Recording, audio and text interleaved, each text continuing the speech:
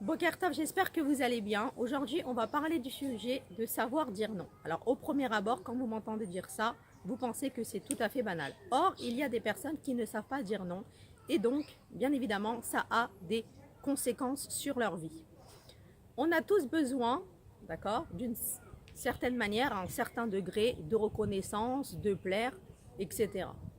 Sauf que le problème, il arrive à partir du moment où on ne veut pas dire non parce qu'on a peur de décevoir, on a peur du rejet. Surtout si on a connu ça quand on était dans notre système familial des petits, d'accord? Si des petits on a été rejetés, forcément il y a la peur qui s'est installée en nous de ne pas plaire et donc forcément on va être rejeté, d'accord?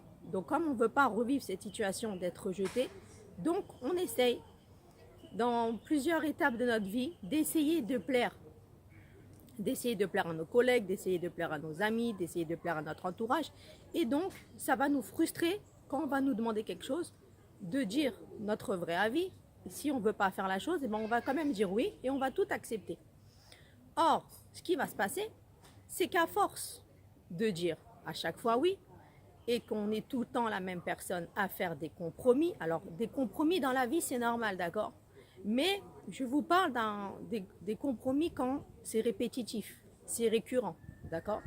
Vous n'avez pas envie de faire telle chose, mais votre intérieur, c'est comme si il vous oblige à le faire. Mais vous n'avez pas envie, mais parce que c'est une spirale.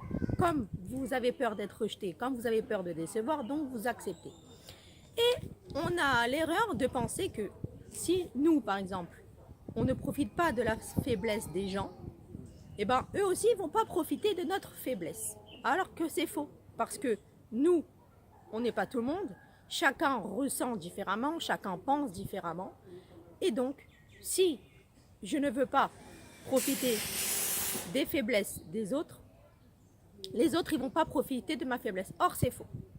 Donc, en fait, il y a un équilibre à trouver entre ma gentillesse, ma bienveillance, et il faut quand même que je m'impose. Il faut que je sois sévère. Alors, quand on est sévère, ça ne veut pas dire qu'on va être plus fort que l'autre, qu'on va écraser l'autre, qu'on va tout contrôler. Ça veut dire que quand je n'ai pas envie de faire telle chose, d'accord, je dois m'imposer moi dans mes limites. Si pour moi ça me fait du mal de faire telle chose, je ne dois pas le faire. Parce que ce qui va se passer, comme c'est une spirale, la peur d'être rejeté, la peur de décevoir, etc., donc on va accepter, mais si ce n'est pas notre bouche qui va parler pour dire non, je ne veux pas, automatiquement, ça va être notre corps qui va s'exprimer à notre place. On va avoir des malaises, on va avoir des insomnies la nuit, on va souvent penser à des choses qu'on doit faire le lendemain, mais qui nous prend à la gorge parce qu'en fait, on est frustré, on n'a pas envie de les faire. Et donc ça a des répercussions énormes sur notre vie. Donc en fait, il y a un équilibre à avoir entre ce que moi, j'ai envie de faire, ma bienveillance, ma gentillesse et ma sévérité.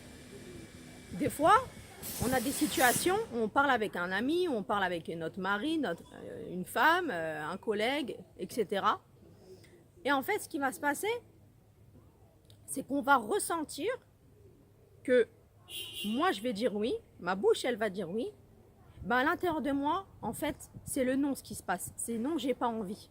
D'accord? Sauf que je ne l'ai pas dit. Ce qui va se passer, c'est que je ne l'ai pas dit ce non-là, parce que des fois, quand on parle avec un Quinquois, on veut éviter des conflits. On veut éviter qu'il y ait une histoire. Mais à force de dire oui, donc au début, ça part du bon sens. On ne veut pas faire d'histoire. Mais à force de dire oui avec notre bouche, mais à l'intérieur de nous, en fait, c'est le non qui parle, d'accord? Ça va engendrer plus d'histoires. C'est le sens inverse. Pourquoi? Parce que à force, au fur et à mesure, votre corps, il va faire en sorte de vous faire comprendre que vous n'êtes pas dans un bon état, qu'en fait, vous n'avez pas envie de dire oui, vous n'avez pas envie de faire telle chose-là, et donc vous allez vous méfier de tout le monde, et vous allez vous recroqueviller sur vous-même, d'accord? Et qu'à chaque fois qu'il y a quelqu'un qui va vous demander quelque chose, vous allez vous sentir frustré, comme ça, vous allez rester, entre guillemets, sans bouger, jusqu'à que votre bouche, automatiquement, elle va dire oui. Donc, en fait, c'est une spirale. Maintenant, comment on fait pour sortir de là? Déjà, il faut se poser les questions. Est-ce que moi-même, je connais mes limites? Est-ce que moi-même, je connais mes besoins? Est-ce que je connais les situations où je dois imposer à telle personne mes limites? Parce que même s'il y a des personnes que vous lui dites non et que vous essayez d'imposer vos limites et que vous leur dites clairement, voilà, ça, je ne veux pas faire, ça, je ne peux pas faire, eux, ils ne vont pas se gêner. Sans scrupule, ils vont vouloir franchir vos limites. Mais d'abord, est-ce que vous connaissez vos limites? Est-ce que vous connaissez vos besoins? Avec quelle personne vous devez imposer des choses? Il y a des personnes, des fois, ils sont envahissantes dans notre vie. Il faut les repousser. C'est à nous de mettre l'action de les repousser. Alors, on ne parle pas de les repousser violemment ou quoi. On peut faire les choses correctement, mais il faut mettre des limites. Parce qu'on va parler d'un autre sujet plus tard, c'est les personnes qui sont toxiques, relations toxiques. D'accord? Donc ça, c'est un autre sujet, mais ça existe. Donc, il faut vous poser ces questions. Une fois que vous avez défini vos besoins, une fois que vous avez fait une introspection avec vous-même, vous dites, maintenant que j'ai repéré ce qui ne va pas, c'est comme quand voilà, on a une voiture qui ne va pas, on ne sait pas aller où l'anomalie, on va chez le garagiste, il contrôle, il vous dit voilà, là il manque le liquide de frein, le liquide de refroidissement, etc. Et donc une fois qu'on a compris c'est quoi le problème, ben, on va faire ce qu'il faut. Et bien là c'est pareil, une fois que vous avez vu vos besoins, que vous connaissez avec quelle personne vous devez redresser des choses, etc. et que vous devez imposer vos limites, d'accord? Là vous dites, maintenant que j'ai conscience de ça, parce qu'il y a des gens qui n'ont pas conscience, on n'en a pas conscience parfois, d'accord? Et bien là maintenant, qu'est-ce que je peux mettre en place? Vous devez chercher qu'est-ce que vous pouvez mettre en place. Si une personne, elle m'encombre, une personne, elle m'impose des choses, d'accord? Est-ce que peut-être que je ne devrais pas, au moins une fois par semaine, ne pas répondre au téléphone? Je vous donne un exemple, mais il y en a des milliards d'autres, d'accord? Parce qu'on n'a pas les mêmes besoins que tout le monde. Chacun a ses propres besoins, d'accord? Il y a, pour vivre bien, les besoins matériels. Dormir, boire, manger, courir, s'habiller, etc. Ça, c'est des besoins classiques de base. Mais il faut savoir qu'il y a des besoins aussi sentimentaux, émotionnels, d'accord? On a besoin d'être bien avec nous-mêmes. On n'est pas, entre guillemets, excusez-moi l'expression, une poubelle. Que les gens, ils vont nous raconter tout. Les gens, ils veulent attendre tout de nous. Mais il suffit qu'une fois, je dis non, alors là, ça ne va plus. Ils ne me connaissent plus. Ils me font culpabiliser, je ne suis pas bien. Et moi, je rentre dans ce vice, je culpabilise. Ouais, quand même, vraiment. Est-ce que j'aurais pas pu dire oui? Est-ce que j'aurais pas pu rendre ce dernier service, etc. Parce qu'on nous dit toujours, c'est le dernier service, je ne te demande plus rien après. On connaît tous ça, d'accord? Donc, ce qui se passe, c'est que quand on va faire une introspection de nos besoins, etc., il faut mettre des choses en place. Donc, la première chose à mettre en place, c'est de se poser des questions. Comment je suis dans ma vie? Est-ce que je suis potable avec moi-même? Parce que pour avoir une vie saine, il faut se mettre des limites. Et c'est pas grave si par X personnes, pour X temps, vous êtes rejeté. Parce qu'à un moment donné, j'ai envie de vous dire qu'il faut rester fidèle avec soi-même. Fidèle à vos croyances. D'accord? Dans le bon chemin, bien évidemment. Mais on est quelqu'un. Alors quand je dis qu'on est quelqu'un, c'est pas tout de suite, il faut monter sur son cheval et avoir de l'ego, etc. Ça veut dire qu'on est une personnalité. Dans le mot personnalité, il y a le mot personne. Et que moi, comme je suis, il n'y a pas une personne au monde qui est comme moi. Il n'y a pas une personne au monde qui a les mêmes ADN que moi. Donc émotionnellement, c'est pareil. Si X est capable de faire ça, peut-être que moi, je ne suis pas capable.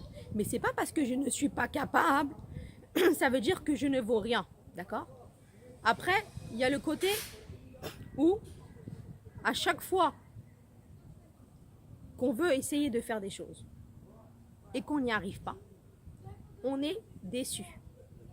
Parce qu'on part d'un bon sentiment, oui, on veut rendre service, etc., mais on n'y arrive pas. Et donc, ça va nous faire culpabiliser, ça va nous faire perdre, si vous voulez, l'estime de soi. D'accord? Donc, pour ne pas rentrer dans ça, il ne faut pas avoir peur de dire non. Voilà, je vous le dis, il ne faut pas avoir peur de dire non. Donc, une fois qu'on a fait ça, on a reconnu nos besoins, on a des besoins matériels, on a des besoins vitaux, on a besoin de reconnaissance, on a besoin de plaire. Ça, c'est tout à fait normal. On est être humain, on n'est pas fait de fer, d'accord? On n'a pas un pierre à la place du cœur. Lol, même s'il y a des personnes qu'on se demande. Non, ça, c'est pour la petite blague. Mais sinon, on est capable, d'accord? C'est pas parce que je ne suis pas capable dans X domaine, que je ne vaux rien. Chacun, il a ses faiblesses, chacun, il a ses difficultés, chacun, il a ses qualités. Et chacun, c'est pas possible qu'il ne sait rien faire. On sait tous faire quelque chose. D'accord? Donc on n'est pas rien. Donc quand vous dites non, il faut être ferme. Il faut être ferme déjà avec vous. Parce que justement, c'est comment on reconnaît qu'on est en train de dépasser nos limites. Parce qu'à chaque fois qu'on va dire oui, en fin de compte, on va laisser de côté, il faut savoir ça. On va laisser de nos côtés nos propres besoins à nous. Pour toujours satisfaire l'autre. Mais combien de temps on va se mettre de côté? Jusqu'à qu'on va être en burn-out et qu'on va plus pouvoir se relever? Non. Donc ça, c'est pas possible. Donc, pour pas arriver à là, il faut s'imposer. Alors quand vous allez, au début, c'est très dur, ça s'apprend, d'accord? C'est comme quand on ne construit pas une maison du jour au lendemain ou un bâtiment, c'est pareil. C'est doucement, doucement, étape par étape. Et quand on fait étape par étape, régulièrement, parce que tout le système, c'est de faire ça régulièrement. Si vous vous imposez une fois tous les 10 ans, ben les gens ne vont pas vous prendre au sérieux. Donc, il faut dire non. Il faut dire non. Encore une fois, vous pouvez dire non gentiment.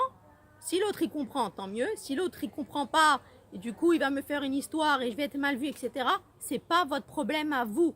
C'est son problème à lui. C'est son problème à lui s'il vous fait une mauvaise réputation, par exemple. D'accord? Il ne faut pas avoir peur de ça. Il faut être égal avec vous-même. Ça, c'est très important parce que ça prouve que vous avez du bon sens, que vous vous connaissez, d'accord? Et que vous savez ce qui est bon ou non pour vous. Parce que les gens, et ça fait partie du monde, ça fait partie de la vie, il y a plusieurs personnes qui sont sans scrupules. Ils vont, dès qu'ils voient quelqu'un qui est un peu trop gentil ou un peu trop à l'écoute, etc., ils vont vous coller, ils vont vous attraper, ils vont profiter de cette qualité. D'accord? Mais cette qualité, justement, si vous êtes dans la bienveillance, si vous avez de l'empathie à chaque fois pour l'autre, etc., il faut la jauger. De la même manière qu'on conduit une voiture, des fois on appuie sur l'accélérateur, des fois on enlève son pied de l'accélérateur, on décélère, ça s'appelle. Ça veut dire que je jauge la situation, ça veut dire que je sais jauger ce qui est bon, ce qui est mauvais pour moi, quand est-ce que je dois dire oui, quand est-ce que je dois dire non. Mais si vous-même vous ne savez pas ça, ça va être très difficile pour vous. Donc ça, c'est ce qu'il faut prendre conscience. D'accord? Maintenant, j'ai envie de vous dire autre chose. Quand vous dites non, vous êtes dans le bon droit. Vous êtes dans votre bon droit. C'est-à-dire que vous savez pourquoi vous avez dit non. Est-ce que vous êtes obligé de rentrer dans le détail pour faire comprendre à l'autre qu'est-ce qu'il y a eu dans votre cerveau du début jusqu'à la fin et pourquoi vous avez dit non? Non. Je vous réponds non, vous n'êtes pas obligé. C'est vous avec vous-même. Il faut arrêter à chaque fois de se justifier. Et de toute façon, les gens qui veulent profiter de vous, je vais vous dire une chose. Du matin jusqu'au soir, vous pouvez chercher à vous justifier pourquoi vous avez dit non. Ils vont toujours vous mettre le pied au mur. C'est-à-dire qu'ils vont toujours dire que c'est vous le problème. Ils vont toujours dire que de toute façon, vous aurez pu mieux faire. Et de toute façon, si vous avez dit non, c'est parce que si et parce que ça. Vous allez discuter avec des gens comme ça? Il n'y a pas à discuter. Tu veux parler avec moi pour vraiment moi me comprendre? Il n'y a pas de problème. Tu veux me parler avec moi juste pour me lancer des pierres? On n'est pas dans la même relation. Moi, je ne veux pas. Donc, je dis non et je t'impose. Il faut savoir imposer. Mais j'insiste que quand vous imposez vos limites, ce n'est pas rentrer en guerre avec autrui. C'est pas prendre de l'ego et prendre la grosse tête, etc. Vous n'allez pas contrôler la vie de l'autre. D'accord? Il faut rester les pieds sur terre. Mais encore une fois, on n'a pas tous les mêmes besoins. On n'a pas tous les mêmes sentiments. Donc c'est pour ça que dire non, c'est pas, pour certaines personnes, c'est comme ça que j'ai commencé au début, aussi simple que ça. D'accord? Il faut relativiser en disant, si je dis non, c'est pas la fin du monde. On n'est pas irremplaçable, j'ai envie de vous dire. Malheureusement ou heureusement, d'accord? On n'est pas irremplaçable. Ceux qui font tout dans leur activité professionnelle, dans leur travail et qui font plus que leur rôle, combien de patrons vont leur voir pour leur dire merci? Ou ça n'existe pas du tout, ou il y en a très peu que ça se compte sur le nombre, sur le bout des doigts. D'accord? Donc, ce que j'ai envie de vous dire, c'est que le monde, il ne va pas s'effondrer parce que vous vous dites non. Par contre, votre monde à vous, il risque de s'effondrer si vous continuez à dire non, parce que le corps a ses expressions. Et donc, du coup, si vous ne voulez pas avoir affaire à des problèmes sérieux de santé, etc., ce que je ne vous souhaite pas, il faut trier à l'intérieur de vous. Voilà, on nous fait trier bien les emballages et les cartons avant de jeter les déchets. Oui, le plastique, etc., recyclable, pas recyclable. Qu'est-ce qui est bon du mauvais? Eh bien, posez-vous cette question. Qu'est-ce qui est bon à l'intérieur de moi, que je garde, que ça me convient, et qu'est-ce qui n'est pas bon? Faites le tri. Il faut faire le tri. Vous faites bien le tri dans vos armoires, vous faites bien le tri quand on veut faire un régime. On ne va pas acheter que des chips et on va stocker des bonbons, des gâteaux et tout ce qu'il faut grossir. Parce que quand on commence un régime, comment on fait? Eh ben, c'est d'abord qu'est-ce que tu fais rentrer dans ta maison pour ne pas te laisser tenter envers une sucrerie, etc. Donc c'est pareil, tout se prépare. Ça se prépare mentalement, ça se prépare sur un papier. Vous prenez un papier, vous faites le tri. C'est comme quand on fait un état des lieux. Qu'est-ce qui se passe dans l'état des lieux? Ben, je prends un papier, je dis ok, ça c'est bon, ok, je continue comme ça va. Ça c'est pas bon, ça a réparé, il faut faire ci, il faut faire ça. Et ben, c'est ce que vous devez faire avec vous-même à l'intérieur de vous. Et parce que les besoins, il faut que vous connaissiez de quoi vous avez besoin et qu'est-ce que vous êtes plus capable ou pas capable depuis le début de supporter, que vous continuez comme un robot, une habitude de dire oui. Il faut faire absolument le tri. Parce que de toute façon, les besoins, ils diminuent, ils grandissent. Par rapport à quoi? Par rapport à la vie. Quand on était enfant, eh ben, on pleurait quand on nous enlevait le bonbon parce qu'on voulait un bonbon. Maintenant, on pleure plus pour le bonbon, c'est plus un besoin. Le besoin maintenant, c'est sur le shalom bayit, c'est sur l'éducation, c'est sur nos projets personnels, nos projets professionnels, etc. Les besoins, ils diminuent, ils grandissent, ils changent. D'accord? On vit avec son temps, comme on dit. Donc, posez-vous les bonnes questions. Prenez une feuille et un papier. Voyez ce qui ne va pas au jour d'aujourd'hui. Mais attention, vous ne pouvez pas résoudre tout d'un coup. D'accord? C'est pas possible. Il faut aller étape par étape. Ne te faites pas boule de neige. C'est normal que dans une vie, tout est relié et que c'est un pulse. Mais ne faites pas boule de neige en disant « Oh là là, rien ne va plus, je peux rien faire, je ne peux pas m'en sortir. » Non. Dites-vous, de ce que vous souffrez, ce qui est difficile pour vous, c'est comme une belote de laine. D'accord? C'est plein de fils qui sont mélangés. Votre but, c'est de défaire les fils. Maintenant, comment on va les défaire les fils? On ne va pas les défaire tous ensemble. Un par un. Comment on monte un escalier? 10 marches en même temps? Non. Une marche par une marche. Et c'est les petites actions au quotidien, régulièrement, et j'insiste sur ça, qui vont faire en sorte que vous avancez. Parce que si on monte une petite marche, on laisse 3-4 mois passer et on monte encore une petite marche, ça ne s'appelle pas du continu et donc ça ne s'appelle pas ça s'appelle pas que vous avancez. Que vous avancez régulièrement. Ça ne s'appelle pas ça. Ok? Vous ne pouvez pas faire des hauts et des bas. Des hauts et des bas. C'est pas possible. Imaginez, vous faites régime. Vous prenez des frites, des pizzas, des bourricages, tout ce que vous voulez. 3 mois après, non. Je prends une soupe. Ça ne marche pas. C'est régulièrement, c'est répétitif. Vous avez compris? Donc, ne laissez pas des gens gérer votre vie à votre place. Numéro 1. Number 1. Deuxième chose, faites le tri. Faites le tri de ce que vous ne supportez pas. Dites non. Imposez-vous des limites. Soyez sévère. Sévère, mais peut-être que ça va faire mal pour l'autre à un moment donné, mais ça va faire du bien à vous-même. Et c'est vous le plus important, ce n'est pas les autres. Bonne journée, des bonnes nouvelles.